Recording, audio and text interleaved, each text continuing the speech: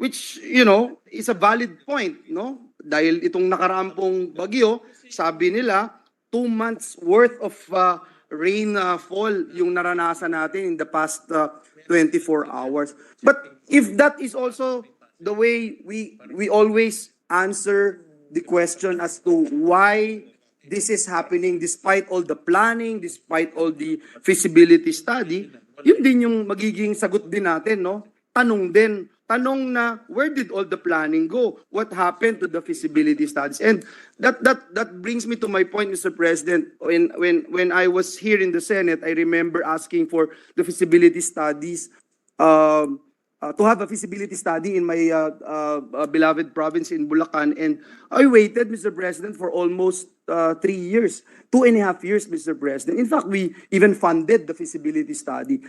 When the feasibility study